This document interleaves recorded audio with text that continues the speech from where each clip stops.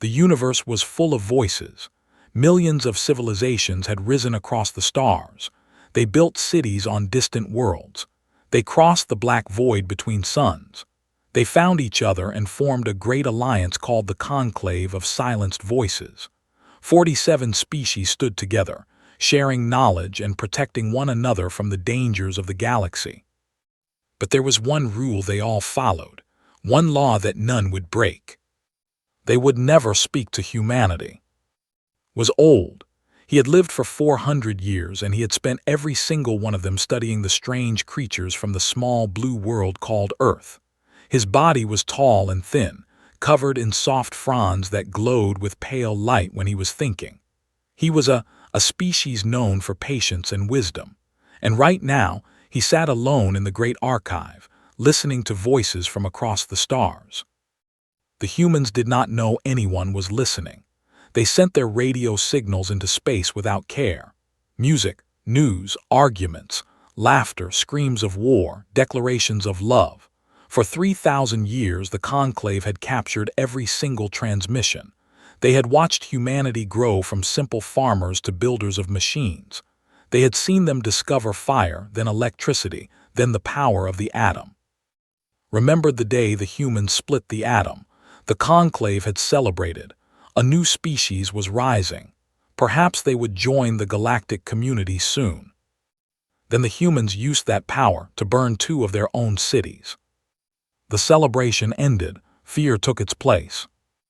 The High Assembly gathered and made a decision that would last for centuries.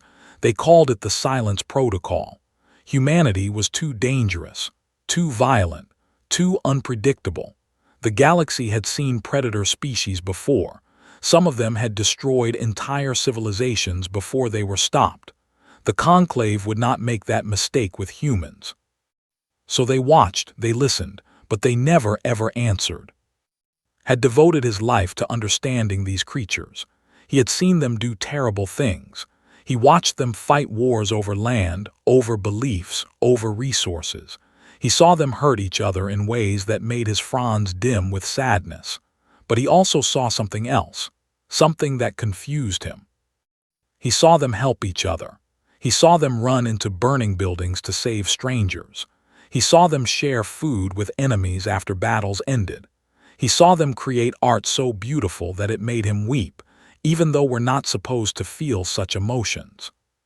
Humans were a contradiction, a puzzle with no solution. When the humans finally built their first ship that could travel between stars, the Conclave watched with held breath. It was the year 2147 by Earth counting. A small vessel, barely larger than one of their ancient sailing ships, crossed the void to another star. The crew planted a flag on a dead world and called it New Dawn. The High Assembly called an emergency meeting, was asked to speak. "They are expanding," Admiral said. She was a crystalline, her body made of living glass that shifted colors with her mood. Right now, she was deep red with worry. "We must prepare defenses." "They have one ship," replied calmly. "One colony. They are infants taking their first steps." "Infants with nuclear weapons," another delegate hissed. "Infants who burned their own kind." Could not argue with that. The years passed. The humans grew. 1 colony became 5, 5 became 12. In just 80 years, they had spread across a dozen star systems. The United Earth Confederacy was born, a government that united all of humanity under one banner. The Conclave increased their border patrols. They moved listening posts closer to human space. They tracked every ship, every transmission, every movement, and they noticed something strange. The humans were not exploring. They were not reaching out. Every system they claimed they fortified. They built defense stations around every planet. They placed weapons platforms in every asteroid belt. Their ships were not science vessels or trading craft. They were warships, heavy, armored, bristling with weapons. Presented his findings to the High Assembly. His fronds pulsed with confusion as he spoke. "They are not expanding," he said. "They are building walls. Every colony is a fortress. Every station is a military base. They prepare for war with an enemy they have never met. Perhaps they know we are watching, suggested. No, replied. We have been careful. They do not know we exist, but they build as if they expect the entire universe to attack them tomorrow. The delegates murmured among themselves. Some saw this as proof of human paranoia. Others saw it as proof of human aggression. They were building an army. Surely they planned to use it. But saw something different. He had studied humans for 400 years. He knew their history better than most humans did, and he understood something the others missed. Humans were afraid. They had looked up at the stars and seen not wonder but danger. They had read their own stories of alien invasions. They had imagined every possible threat. And unlike other species who might have hoped for the best, humans prepared for the worst. They trusted no one. They relied on no one. They would stand alone against whatever the universe sent their way. Found this sad, but he also found it impressive. The conclave continued to watch, continued to listen, continued to stay silent. They told themselves they were being cautious. They told themselves they were protecting the galaxy from a dangerous species. But deep in his hearts knew the truth. They were afraid of the humans, and they were too proud to admit it.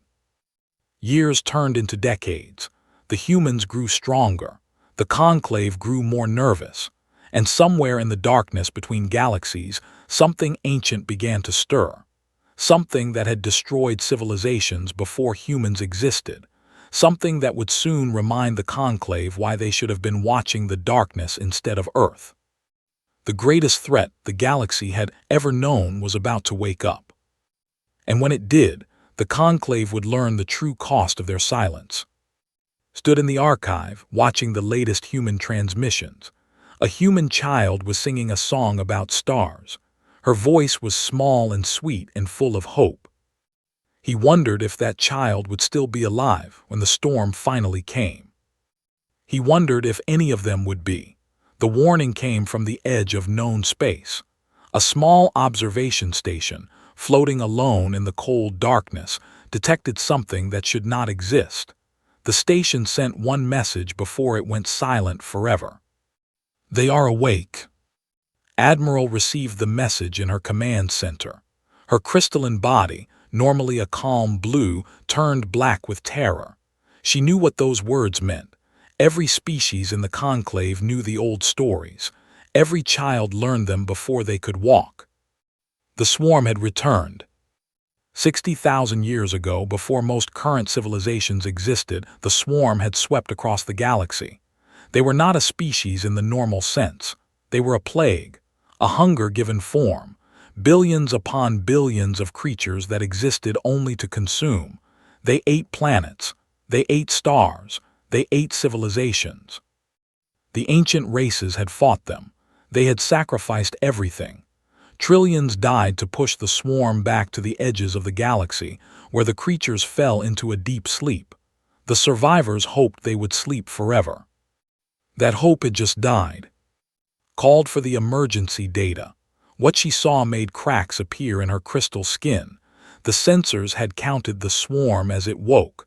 The numbers were beyond nightmare. 300 trillion entities. Ships that were not built but grown, made of bone and metal fused together. A fleet so vast that it blocked out the light of stars as it moved.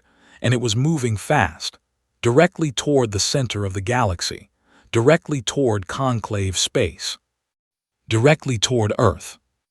The High Assembly gathered within hours. Was there, his fronds completely dark. He had not spoken since he saw the projections. Around him, delegates screamed and argued and wept.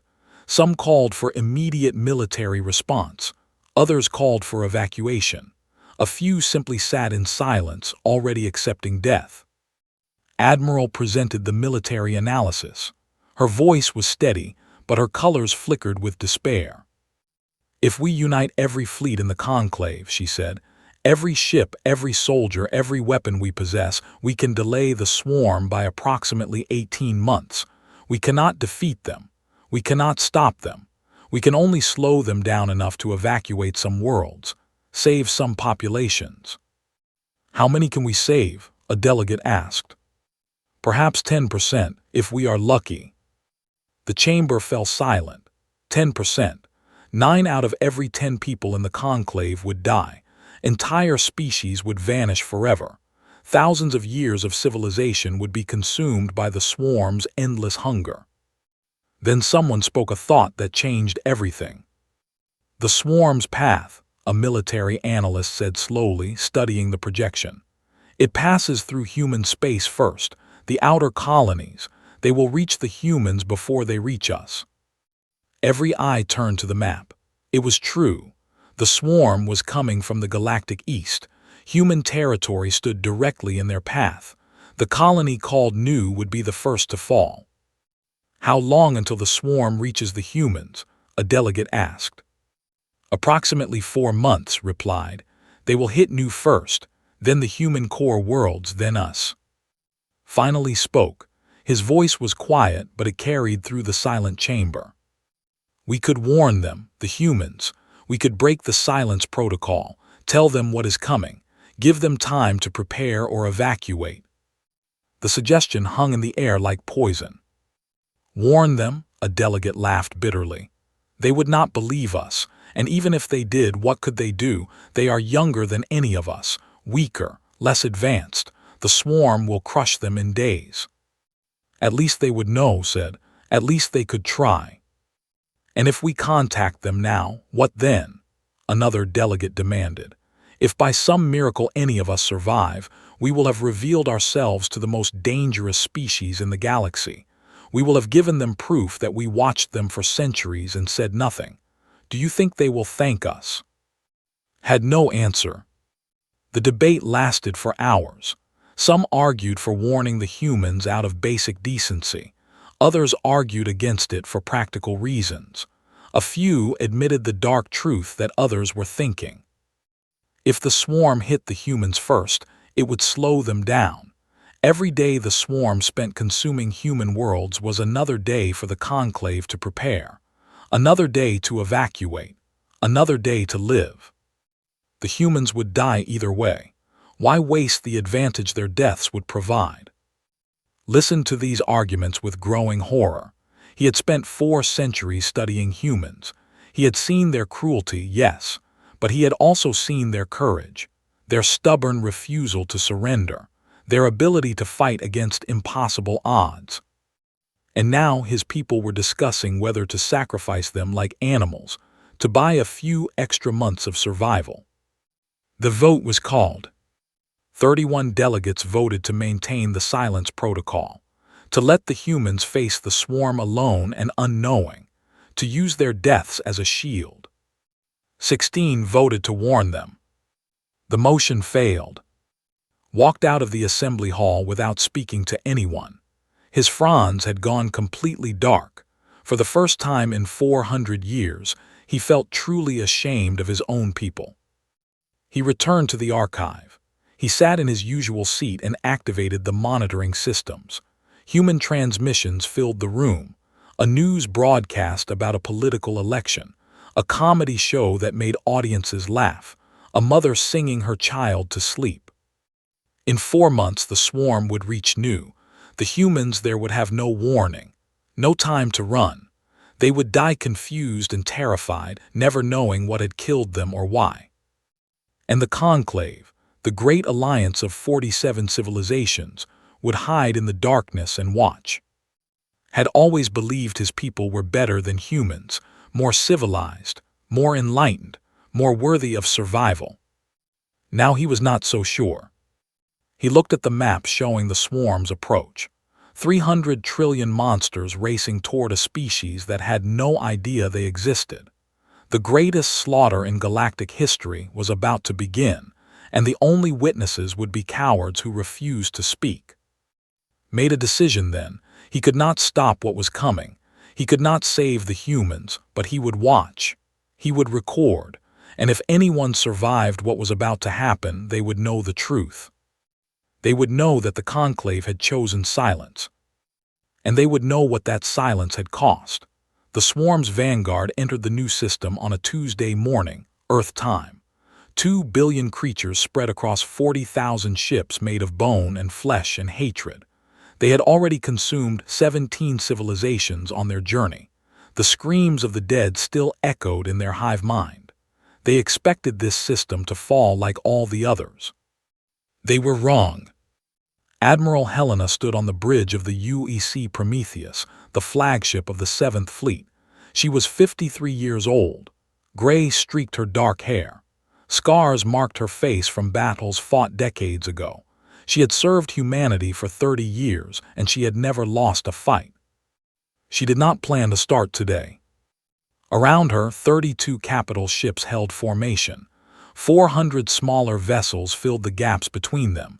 Every ship was armed. Every crew was ready. They had detected the swarm 3 days ago when it first appeared at the edge of the system. They had used those 3 days well. "Admiral," her sensor officer said. His voice was calm despite the readings on his screen. "Enemy numbers confirmed. 40,000 vessels, approximately 2 billion individual entities. They are 3 times larger than our initial projections." "Did not blink, then it's a fair fight." The bridge crew laughed. It was not a happy laugh. It was the laugh of people who knew they were about to die and had decided to face death with a smile. The 7th Fleet had not been sent here to win. Command knew the truth. Against a force this size, victory was impossible. They had been sent here to buy time, to slow the enemy down, to make them bleed for every inch of space they took. Nu had 3 million colonists. Evacuation ships were racing away even now, carrying women and children and anyone who could not fight. The 7th Fleet would hold the line until those ships were safe. No matter the cost. "All ships," said into the fleet-wide channel. "This is Admiral. You know why we are here. You know what is at stake. Behind us are 3 million innocent people counting on us to give them time to run. In front of us is an enemy that has destroyed civilizations for 60,000 years." She paused and looked at her crew, at the men and women who had followed her into battle a dozen times, at the young officers who had never seen real combat, at the old veterans who knew exactly what was coming. "Today we show them what humanity is made of. Today we teach them that some prey bites back.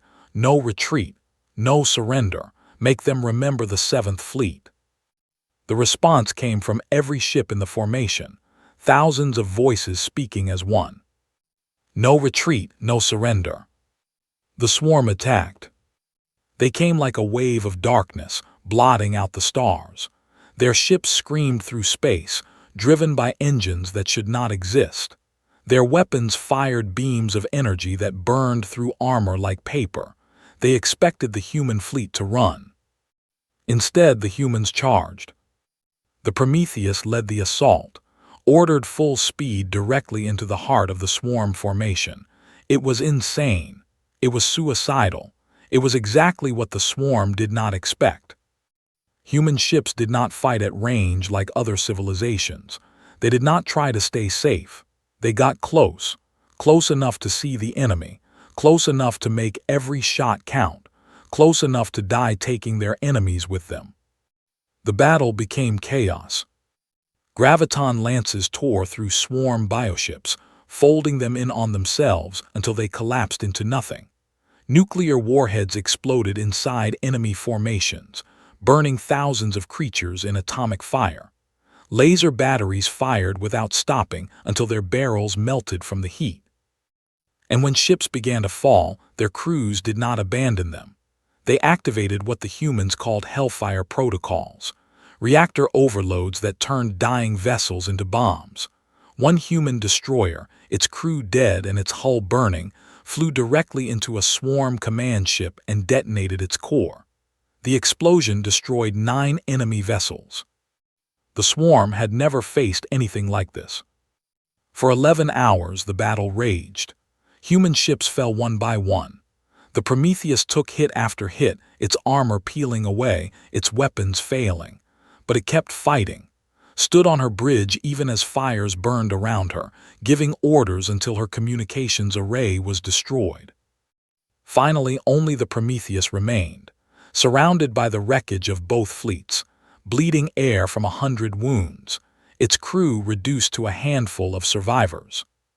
The swarm moved in for the kill, looked at her remaining crew, a young ensign with tears on her face, an old engineer with blood on his uniform, a communications officer desperately trying to get one last message out. "Did the evacuation ships escape?" asked. "Yes, Admiral. All 3 million colonists are away." Smiled, it was enough. She activated the Prometheus's final weapon. Every human capital ship carried one, a last resort, a final act of defiance. "Stands," she said into the communicator, hoping someone would hear.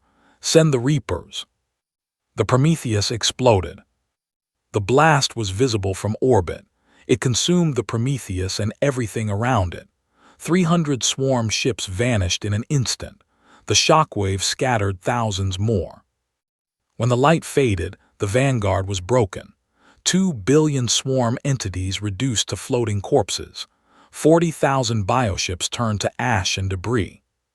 The main swarm fleet halted its advance. For the first time in 60,000 years, they stopped. Across conclave space, observers watched in stunned silence. They had expected the humans to fall in hours.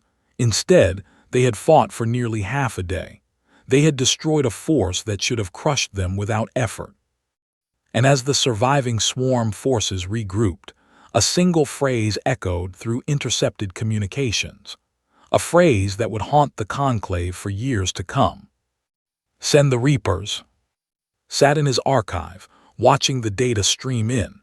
His fronds glowed bright with an emotion he could not name. The humans had done the impossible. They had hurt the swarm. They had made them afraid. And somewhere in human space, something called the Reapers was coming. Did not know what the Reapers were. But he suspected the swarm was about to find out, had spent 400 years studying humanity. He had analyzed every transmission, every document, every piece of data the conclave had collected. He thought he understood them. He thought he knew all their secrets. He was wrong. The discovery came 3 days after the Battle of Nu. Conclave long-range sensors had finally penetrated the outer edges of the Sol system. They expected to find the birthplace of humanity, the small blue world where everything had started. What they found instead broke every assumption the conclave had ever made. The cloud surrounded Sol like a shell of ice and rock. It was supposed to be empty, dead, a frozen wasteland at the edge of human space. It was not empty. Stared at the sensor readings, his fronds flickering with disbelief. Thousands of installations filled the darkness between stars, shipyards, weapons platforms, defense stations, mining facilities, hidden in the cold and the black, invisible to anyone who was not looking carefully. And the ships, gods of the void, the ships. 2,000 capital ships waited in the shadows. Some were larger than anything the conclave had ever built. 12 vessels stood apart from the rest, each one 5 kilometers long. Their hulls were black as the space around them. Their weapon systems made the 7th Fleet's arsenal look like toys. The Reaper fleet finally understood everything. The gaps in human transmissions, the missing ship registrations, the black budget allocations that disappeared into classified projects. For over a century, humanity had been building something in secret, something they had never shown to anyone. They had been building a fleet for the end of the world. Fleet Admiral Stone received his orders in the deepest bunker on Luna. He was 60 years old. His hair was white. His eyes were cold. His military record was classified so heavily that even most human leaders did not know what he had done. He had commanded the Reaper fleet for 20 years. He had trained its crews. He had designed its strategies. He had waited in the darkness for a battle that he hoped would never come. That hope had just died. The swarm has halted after Nu, his intelligence officer reported. But they will resume their advance soon. Their main force is still intact, 300 trillion entities. Stone studied the tactical display. The numbers were impossible. Even the Reaper fleet, with all its secret weapons, could not defeat a force that large through conventional combat. But Stone had never planned for conventional combat. "What do we know about the swarm's weaknesses?" he asked. "They operate through a hive-mind connection. Every entity is linked to every other. They coordinate through synaptic nodes, biological command centers distributed throughout their fleet." Stone nodded slowly. "Cut the strings and the puppets fall." "Sir, if we destroy their coordination, they become individuals, and individuals can panic." He turned to face his command staff. These were not ordinary soldiers. They were the best humanity had ever produced, screened for psychological stability, trained in combat techniques that would be considered war crimes in peacetime, prepared to do whatever was necessary to ensure humanity's survival. "We launch in 12 hours, Stone said. "All ships, all weapons, everything we have." "Admiral," someone asked, "what about reserves? What about defense of Earth?" Stone's expression did not change. "If we fail, there will be nothing left to defend. The swarm does not take prisoners. They do not negotiate. They consume everything and move on. We stop them here or humanity dies." He looked at each person in the room, saw the fear in their eyes, saw it transform into determination. "Our ancestors built this fleet because they knew this day might come. They looked at the stars and saw not wonder but danger. They prepared for the worst while hopping for the best.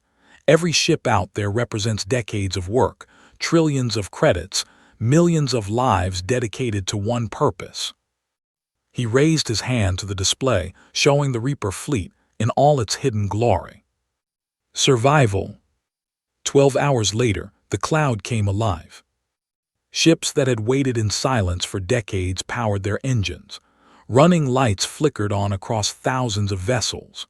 The Reaper fleet moved out from Sol's shadow, and for the first time, the galaxy saw what humanity had built.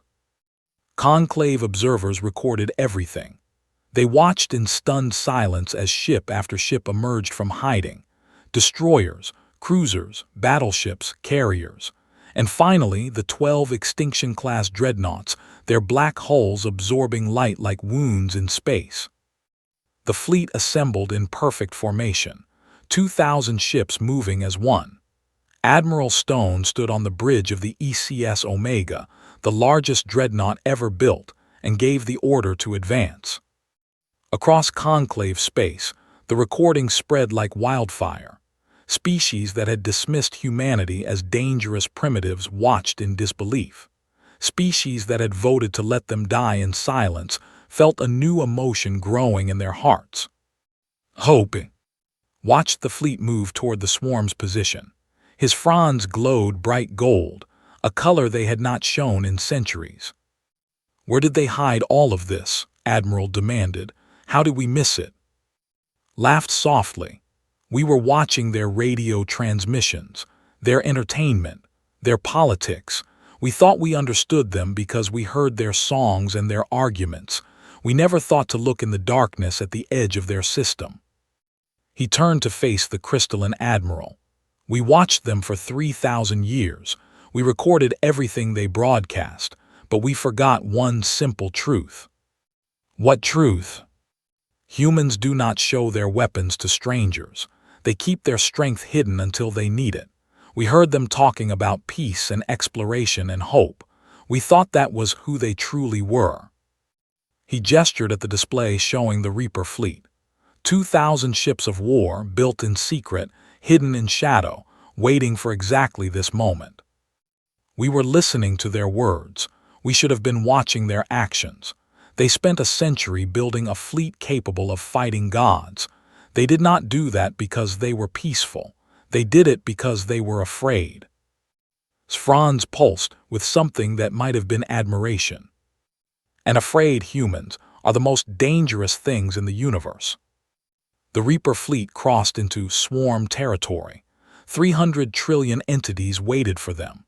The largest battle in galactic history was about to begin. And humanity was ready. The expanse was a region of dead space. No planets, no stations, no life, just empty void stretching for light years in every direction. It was the perfect place for a battle that would decide the fate of the galaxy. The Reaper fleet arrived first. 2,000 ships spread across the darkness, their black hulls making them almost invisible against the stars. Admiral Stone stood on the bridge of the Omega, watching his tactical display fill with enemy signatures. 300 trillion entities, more swarm creatures than there were stars in the sky. A tide of hungry darkness that had destroyed civilizations for 60,000 years. Stone smiled. It was not a pleasant smile. "All ships," he said calmly, "execute Protocol Omega, show them why they should have stayed asleep." The battle began. Conclave observers watched from 100 light-years away. Even at that distance, their sensors struggled to process what was happening. Energy readings overloaded detection systems. The light from weapon discharges was visible across star systems. The swarm attacked with their usual strategy. They had used it for 60,000 years. Overwhelming numbers, endless waves of bioships crashing against enemy formations until nothing remained. It had always worked before. It did not work now. The Reaper fleet did not fight like other militaries. They did not hold defensive positions. They did not try to survive. They attacked. Every ship moved with perfect coordination, cutting through swarm formations like knives through flesh. And then the Extinction-class dreadnoughts deployed their primary weapons. The first stellar collapse warhead detonated deep inside a swarm cluster. For one instant, a new star was born, bright enough to be seen across the galaxy. Then it collapsed into a singularity, a point of infinite gravity that pulled everything nearby into darkness. Ships, creatures, light itself, all consumed in an instant. When it faded, 10 billion swarm entities had simply vanished. The swarm reeled. They had never faced weapons like this. They had never imagined such things could exist. Their hive mind pulsed with confusion, and for the first time in their ancient history, fear. Then came the psionic disruptors. The swarm's greatest strength was their hive mind. Every creature connected to every other. Perfect coordination. Perfect unity. The disruptors targeted that connection. They sent signals that scrambled the hive link, cutting creatures off from each other, turning coordinated billions into panicked individuals. Swarm ships began crashing into each other. Formations collapsed. Creatures turned on their own kind in confusion. The endless tide of darkness became a chaos of screaming, dying things. Admiral Stone watched the tactical display update in real time. The numbers were still against them. Humans were dying by the thousands. Ships fell every minute, but the swarm was dying faster. "Continue the assault," he ordered. "No mercy, no pause, we end this today." The battle lasted 3 weeks. 21 days of constant fighting. 21 days of ships exploding and crews dying and weapons firing until they melted. The Reaper fleet lost half its number in the first week, 2/3 by the second, but they kept fighting. And so did the swarm because they had no choice. They could not retreat. They could not surrender. Their hive mind, damaged as it was, still drove them forward. They threw themselves at the human fleet in wave after wave, each one weaker than the last. On the final day, Admiral Stone stood on the bridge of the Omega. His ship was dying around him. Fires burned in half the compartments. Most of his crew was dead, but his weapons still worked. The last swarm command node floated before him. A massive bioship, larger than a small moon, pulsing with the fatting remnants of the hive mind. Kill it, and the swarm would die forever. Stone activated his final weapon. The Omega's main cannon, a device that had taken 50 years to build, charged with enough power to crack a planet. "For the 7th Fleet," he said quietly, "for humanity." He fired. The swarm died screaming. 300 trillion entities, connected by a hive mind that had existed for millions of years, felt their connection shatter. They felt each other die, one by one, until nothing remained but silence. When the light faded, the expanse was empty. The swarm was gone, not defeated, extinct. And the galaxy was safe. The conclave received the news in stunned silence. Species that had existed that had faced the swarm's previous awakening and barely survived, could not believe what had happened. A young species, one they had dismissed as too dangerous to contact, had done the impossible. Was part of the first delegation sent to approach human space. His vessel carried diplomats and scientists and enough translation systems to bridge any communication gap. They did not know what to expect. They did not know if the humans would welcome them or attack them. They found a single human corvette waiting at the border. The human commander's face appeared on their screens. She was young, perhaps 30 years old. Burned scars covered half her face. The marks of battle, a survivor of the expanse. "We know you've been listening," she said. Her voice was calm, almost friendly. "We've known for a long time. We found your sensors, your observation posts, your hidden stations watching our every move." Felt shame wash through him. His fronds dimmed to almost nothing. "You watched us for 3,000 years, the woman continued. "You decided we were too dangerous to talk to, too violent, too unpredictable. You stayed silent while we grew and built and wondered if we were alone in the universe." She paused. Something that might have been a smile crossed her face. "When the swarm came, you voted to let us die. You thought our deaths would buy you time. You were willing to sacrifice 3 million people on Nu without even warning them." Wanted to speak, to apologize, to explain, but what could he say? Everything she said was true. "We heard about that vote," the woman said. "We have very good intelligence. We know what you did. We know what you chose." The delegation braced for anger, for threats, for the revenge they deserved. "Here's the thing about humans," the woman said instead.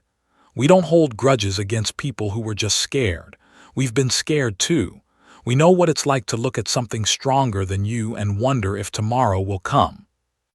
She leaned forward, and her eyes held something had never seen in 3,000 years of observation. Something warm, something forgiving.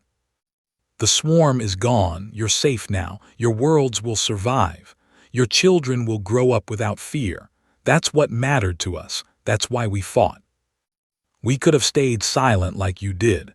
We could have let the swarm hit your space first while we prepared better defenses.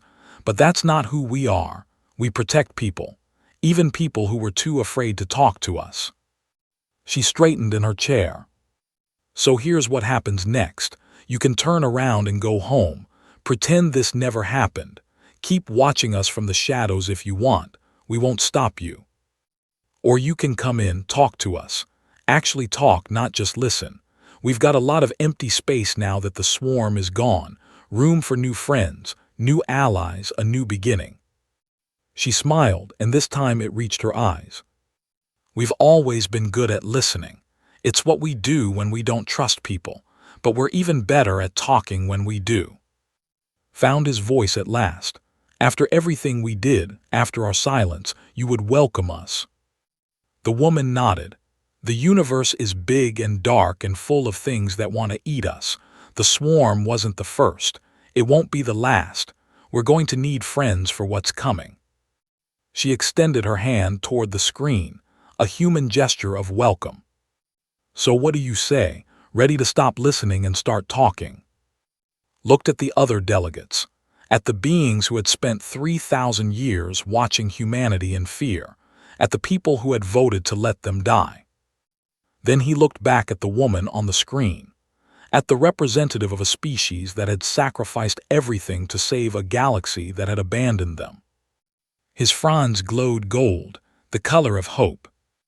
"Yes," he said, "we are ready."